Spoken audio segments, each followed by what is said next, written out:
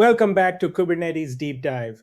This is chapter 7, and I'm really excited about this one because we're tackling something that trips up almost everyone when they first start with Kubernetes: what happens to your data. In chapter 6, we learned how to manage configuration with config maps and secrets. We could inject settings and sensitive data into our pods without rebuilding container images. That was powerful stuff. But here's the thing: all that configuration, it's just settings. What about actual data?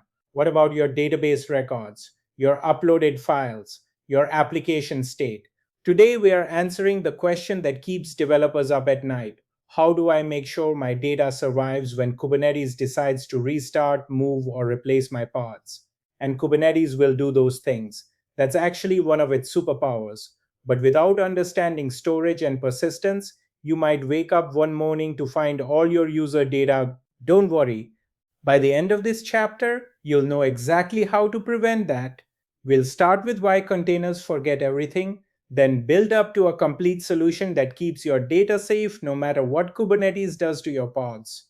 This is where a lot of the earlier concepts really click into place. Let's dive in. Let me paint a picture that will make container storage instantly make sense. Imagine you check into a hotel room. You bring your suitcase, you unpack, you spread your stuff everywhere: laptop on the desk, clothes in the closet, snacks on the nightstand. The room feels like yours. Then checkout time comes, you leave. And what happens? Housekeeping comes in, clears everything out, and resets the room for the next guest. If you left anything behind, it's gone. This is exactly how container file systems work. When a container starts, it gets a fresh file system. Your application can write files, create logs, save data, whatever it wants. But the moment that container stops, whether it crashes, gets updated, or Kubernetes moves it to another node, poof, everything written inside that container vanishes. The next container starts with a clean slate, no memory of what came before. For stateless applications, this is actually fine. A web server that just responds to requests doesn't need to remember anything between restarts. But what about a database? What about an app where users upload photos? What about anything that needs to persist data? That's our challenge today. Volumes, your first storage solution. The first tool Kubernetes gives us is called a volume. Think of a volume as attaching an external hard drive to your container. Instead of writing to the container's internal file system, your application writes to this attached storage. And here's the key difference: volumes can outlive the container itself. When you define a volume, you tell Kubernetes two things: where should this storage come from, and where should it appear inside my container? The container sees it as just another directory, but behind the scenes, that directory points to storage that exists outside the container. Let's look at a few volume types, starting simple. The first type is called empty door. It's exactly what it sounds like. When a pod starts, Kubernetes creates an empty directory on the node. Containers in that pod can all read and write to it. It's great for sharing files between containers in the same pod or as scratch space for temporary processing. But here's the catch: empty door is tied to the pod's lifetime, not the containers. If the entire pod gets deleted, that directory goes with it. So it survives container restarts but not pod restarts. Useful but not a complete solution. The second type is host path, which mounts a directory from the actual node, the physical or virtual machine running your pod. This is more persistent because the data stays on the node even if the pod dies, but it creates a new problem. Your pod is now tied to that specific node. If Kubernetes schedules your pod somewhere else, your data isn't there. Hostpath is generally only used for special cases, like accessing system resources or running node level tools. For real persistence that works across the cluster, we need something more powerful: persistent volumes and persistent volume claims. Remember our hotel analogy? If containers are hotel rooms, then a persistent volume is like renting a storage unit across town. No matter which hotel room you're in, you can always go to your storage unit and your stuff is there. Here's how Kubernetes implements this concept. A persistent volume, or PV, represents an actual piece of storage.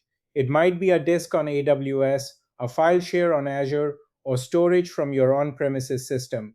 The PV exists independently of any pod.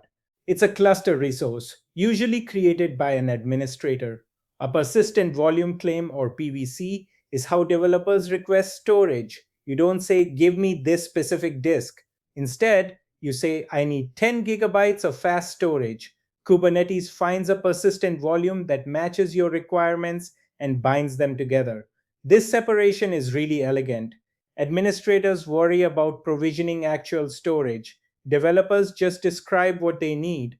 Neither needs to know the details of the other's world.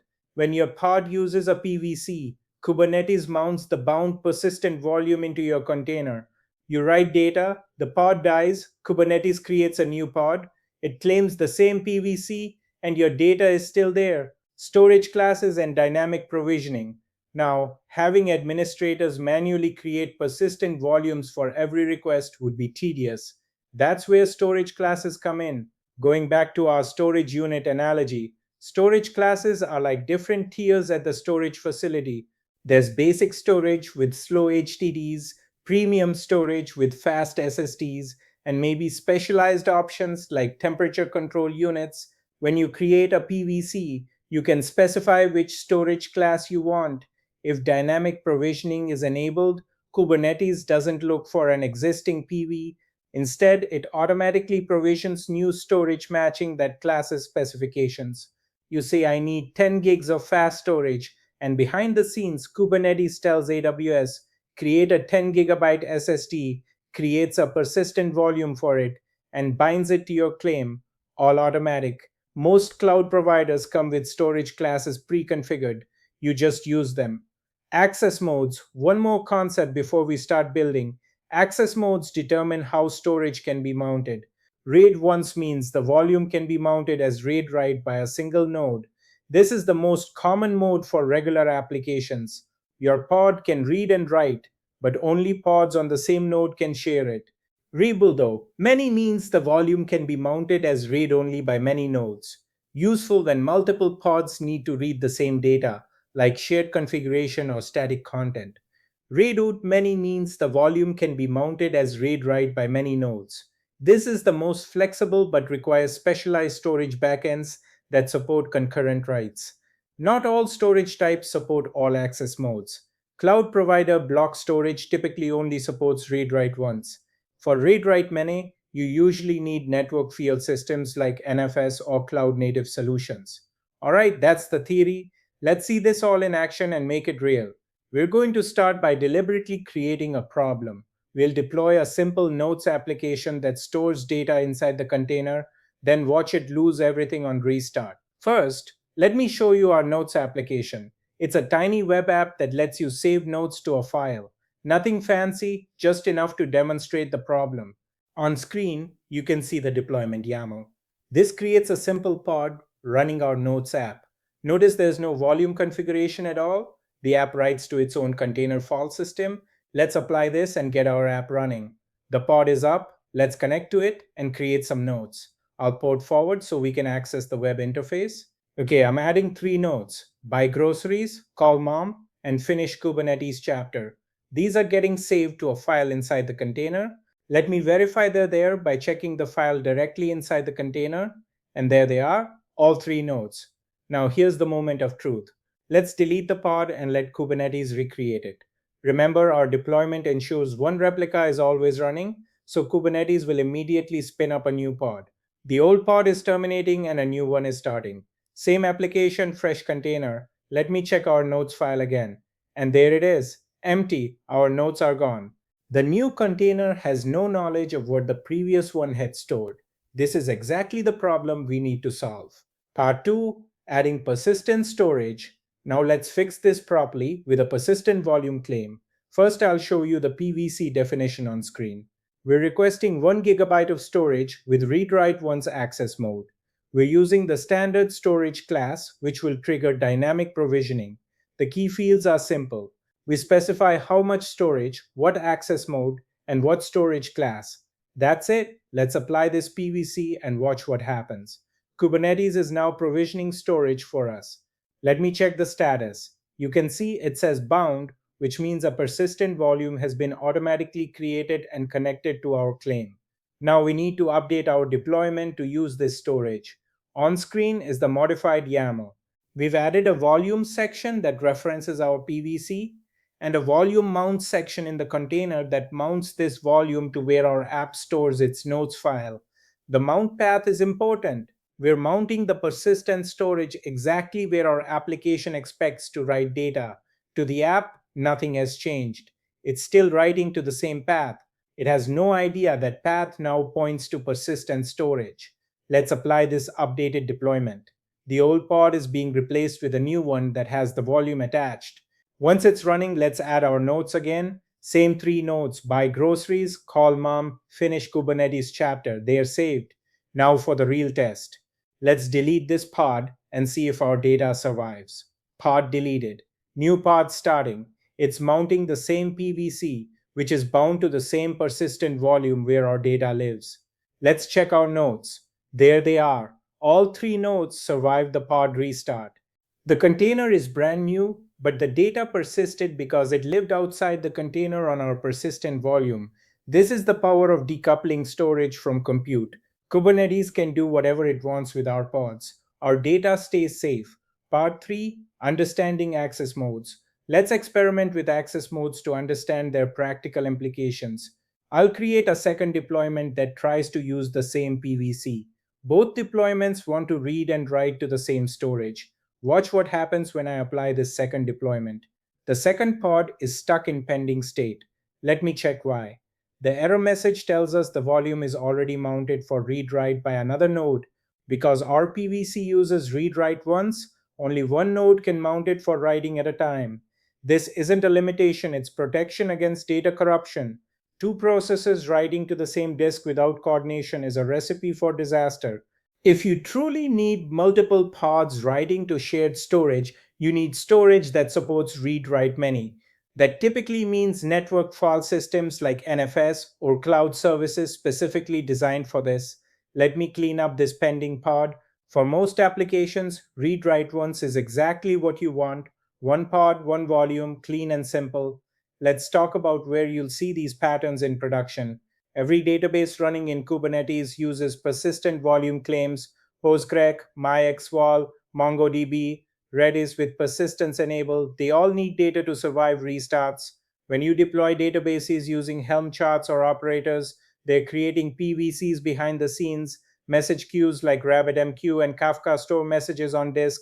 If they restart, messages can't disappear. Persistent volumes keep your message history intact. Content management systems where users upload files need persistent storage. Those uploads can't vanish when Kubernetes reschedules your pod to another node. Machine learning workflows often need large datasets and model checkpoints persisted. Training can take hours or days. If a pod restarts mid training, persistent storage means you don't start from zero. Companies like Shopify run massive Postgres deployments on Kubernetes with persistent storage. GitLab's entire platform runs on Kubernetes, with PVCs storing repositories, uploads, and database data.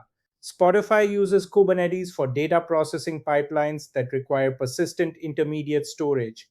The storage class system is particularly valuable in enterprise environments. Teams can request fast storage for databases and cheap storage for archives without knowing anything about the underlying infrastructure. Platform teams can change storage backends without touching application code. Chapter wrap up. What a journey! Let's lock in the three key things you learned today. First, container file systems are ephemeral, like hotel rooms. Everything gets cleaned out when the guest leaves. Any data your application writes inside a container will be lost when that container stops. Second, persistent volume claims are how you request durable storage. You describe what you need, Kubernetes finds or creates storage to match, and that storage survives pod restarts, moves, and recreations. Third, storage classes enable dynamic provisioning.